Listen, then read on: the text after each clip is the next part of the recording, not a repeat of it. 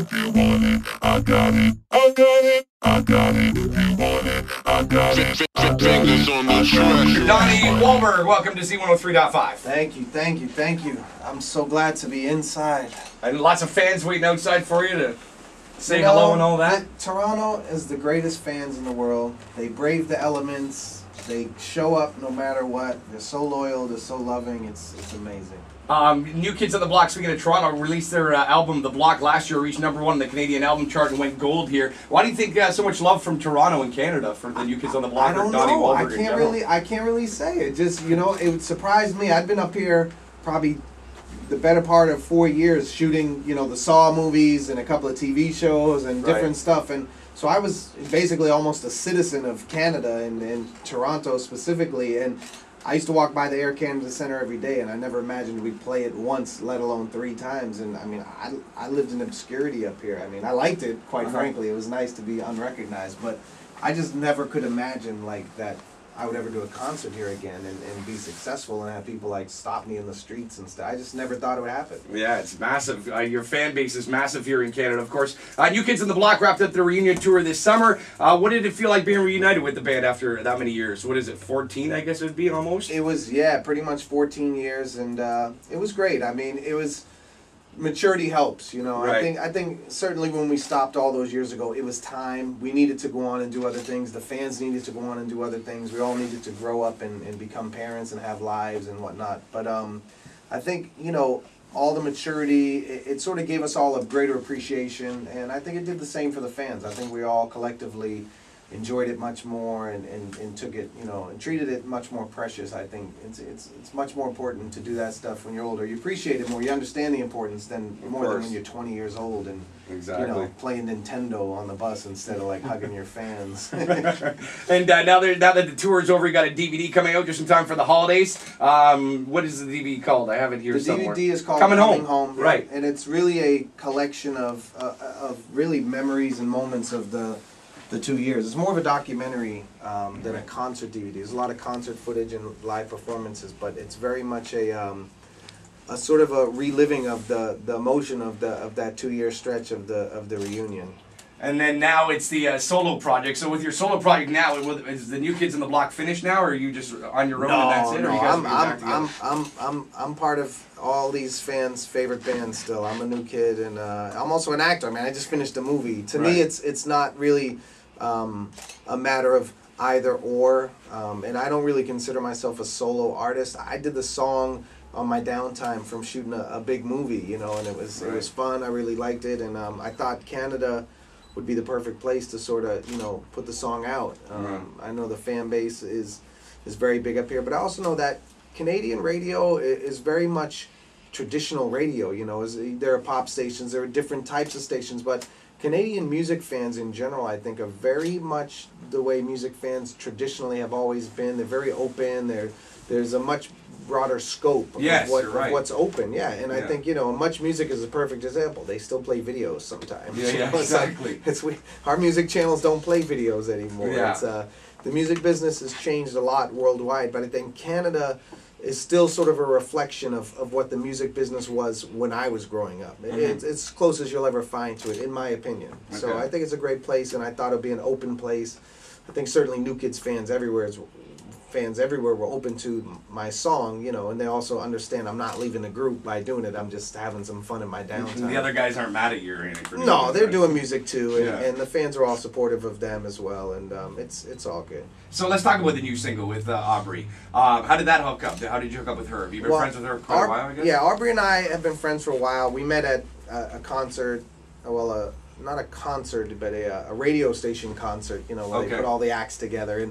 And we kind of hit it off as friends right away, and, you know, we hung out, and the rumors started about, you know, us having an affair, which wasn't true, but it actually kind of fueled our friendship because we talked about it a lot and laughed about it. And when I started doing this song and the other songs I've been doing, I didn't want to so much be a solo artist. I just wanted to make music, and so I had artists join in with me, you know, and I had every song I've made has other people on it, and I wanted Aubrey, you know, Aubrey and I had talked about doing something together, and she heard the song and she was like, I love it. I want to do it. And it happened really fast from what I understand, right? She got off a plane at midnight from Vegas, just happened to be flying home. When she landed, I just sent her the email of the track. And I said, tell me if you like this song. And she said, I love it.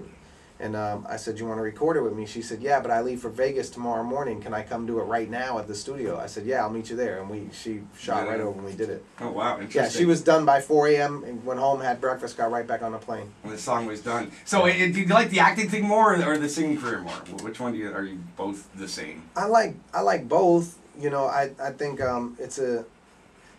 I think that my acting career certainly helped in putting, you know, the New Kids back together and doing this whole project. I mean, the discipline that I've had to learn as an actor, you know, the professionalism, the commitment, the dedication, you know, to learning a character like The Sixth Sense. You know, I can't, you can't just show up on the day and do that kind of stuff. You know, it took like weeks and weeks of preparation and dieting and all this stuff. And I think, you know, the whole process of making movies really helped me to be a better performer, a better musician, a better bandmate, a better creative person. I think across the board, you know, my acting career really sort of set this all up for me. And hopefully now as I go back to acting, you know, being on stage again in front of thousands of people every night will sort of help me, you know, in some way as an actor. You know, I'll find out what that is as I go on. Okay. Is there a charity attached to the song too somehow? I Got It? Or are you attached to some sort of charity? Yeah, well, the New Kids have long supported. Danny Wood from New Kids' mom right. Passed away from breast cancer 10 years ago. And Danny's been a huge supporter of the Komen Foundation.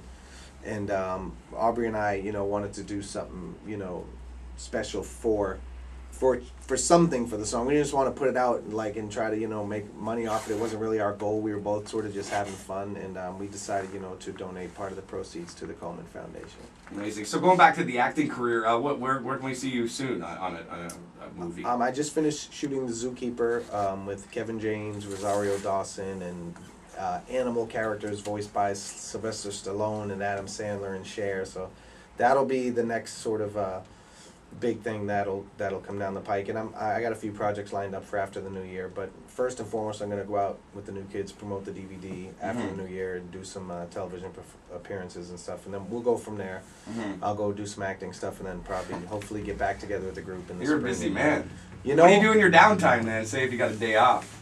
You know, write a song, tweet. I'm a tweet man. Oh man, I was seeing that. What is it? Almost 100,000 followers or 100,000 followers, and you tweeted about 11,000 times or something like that. I've read. So I just love it. It is nothing. You're doing it right now. Nothing really ever existed like this 20 years ago. You know, we couldn't stay in touch with our fans. I mean, realistically, we'd have to. The very first time I got fan mail all those years ago, my mom handed me like 10 or 15 fan mail letters, and we were flying to Japan, I think, and I said, I'm going to read each one of these letters, and I'm going to write each one of these girls back on this flight. And I was like 3 letters in, my hand was killing me. I'm left-handed, so I had to ink all over my hand. Right. And I just said, you know what, I can't do this. I can't do it. But with Twitter, you can. Yeah. You know, I can do it. I can communicate with my fans. If something's going on, I can let them know. If I'm going to be somewhere, you know, I can let them know. I'm not really about hiding from the fans. I'm really, you know, appreciative of them. And the amount of time and energy and love they give us, the least I could do is give my time back to them. So yeah, and tweeting or meeting or greeting. Right. I noticed. Right. I think that has to do with why you guys you're so successful, and basically the New Kids all around is because of the way you guys treat your fans. Like when you got out of the truck here today, you're taking pictures, you're shaking everybody's hand, you're tweeting all kinds. I think that really helps a lot, obviously. Well, not a lot of artists do that. I mean, most artists, they walk in here and they'll say, hey, what's up, and then walk into the station. You probably spend a half an hour out there if you could. I told my dad when I was like, my dad was a truck driver, and you know, and he was laid off constantly. He was a union guy, and he had 9 kids. And when I was like 14, I told my dad, I'm joining a singing group.